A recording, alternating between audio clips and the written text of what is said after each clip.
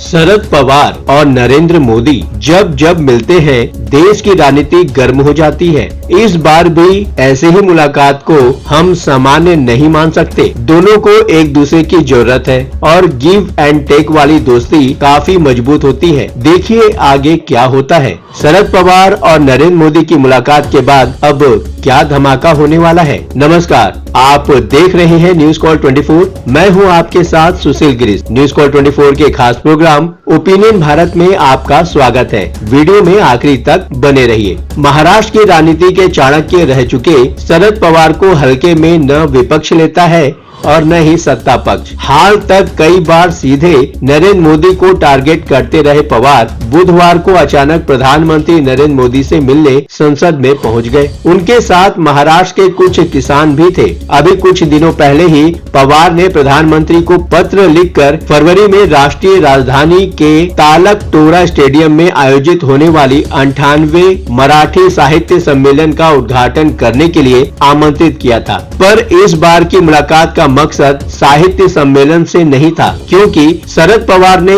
इसे खुद माना। शरद पवार ने सतारा और फलटण के अनार किसानों के साथ प्रधानमंत्री नरेंद्र मोदी से मुलाकात की। इस दौरान उन्होंने पीएम मोदी को अनार भेंट किए। हालांकि शरद पवार ने कहा कि बैठक में कोई राजनीतिक चर्चा नहीं हुई, पर ये बात राजनीतिक लोगों को हजम नहीं हुई है। जाहिर है कि कई तरह की कयासबाजी लगनी शुरू हो गई है। आगे बढ़ने से पहले आप न्यूज कॉल 24 के इस चैनल को सब्सक्राइब जरूर कर ले, ताकि आपको सभी नोटिफिकेशन मिलता रहे। अब बात उठती है कि क्या शरद पवार का समर्थन चाहते हैं मोदी। एनसीपी शरद पवार के पास इस समय महाराष्ट्र में 10 विधायक हैं और करीब 8 सांसद। जिस तरह केंद्र सरकार को अपने कई विधेयक संसद में पास कराने हैं, उसके लिए शरद पवार जैसे लोगों की बहुत जरूरत होगी। हालांकि एक देश एक चुनाव मुद्दे पर शरद पवार की पार्टी ने पहले समर्थन देने से मना किया था, पर इस मुलाकात के बाद हो सकता है कि किसी न किसी बहाने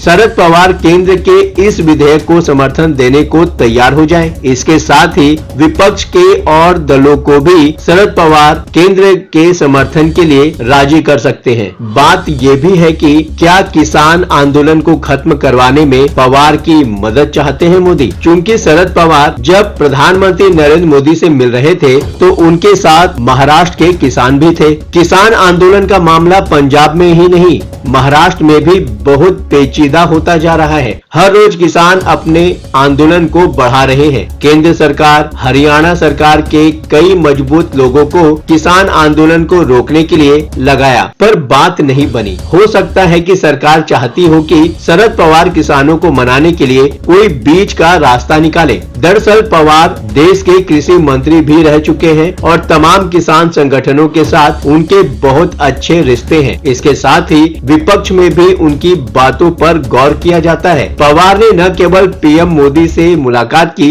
बल्कि वो जगदीप धनखड़ से भी मिलने गए। अभी कुछ दिन पहले ही किसानों की एक सभा में धनखड़ ने शिवराज सिंह चौहान से मुखातिब होते हुए किसानों की समस्याओं के समाधान की बात की थी। जिस तरह सरकार के हाथ से किसान आंदोलन निकल चुका है, उसे पटरी पर शायद पवार जैसे लोग ही ला सकते हैं। किसानों पर बल प्रयोग करने से ये काम नहीं हो सकेगा। ये बात मोदी सरकार बहुत पहले से जानती है। महाराष्ट्र की देवेंद्र फडणवीस सरकार पर अजित पवार और एकनाथ शिंदे के रूप में राहु और केतु बैठे हुए हैं। इनमें से किसी के भी प्रभावी होने के बाद बीजेपी के सामने मुश्किल आ सकती है। बीजेपी के पास 132 सीट है। महाराष्ट्र में सरकार चलाने के लिए 145 विधायकों की जरूरत होगी। शरद पवार के पास इस समय 10 ही विधायक हैं। ये संख्या बीजेपी को बहुमत दिलाने के लिए पर्याप्त के बहुत नजदीक है। इसलिए भी बीजेपी का शरद पवार से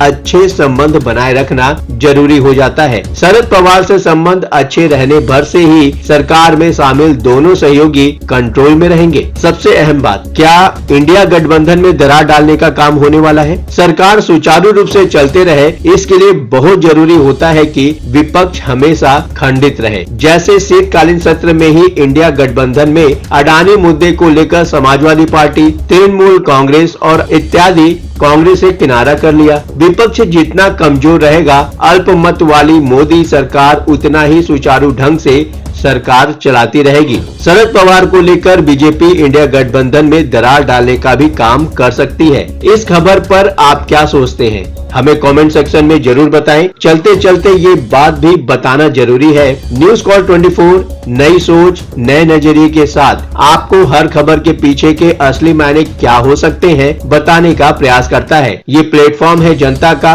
आपका, आपकी आवाज उठाने का। अब आपकी बात नहीं रहेगी अनसुनी। आपके विचार, आपके सुझाव हमारे लिए मायने रखते हैं। अभी तक आपने चैनल को सब्सक्राइब नहीं किया है तो देर किस बात की, चैनल को अभी सब्सक्राइब करें। आपका चैनल को सब्सक्राइब करना, वीडियो को लाइक करके कमेंट करना हमारे प्रयासों को प्रोत्साहन देता है। आज के लिए बस इतना ही। लगातार खबरों के लिए बने रहिए न्यूज कॉल 24 के साथ।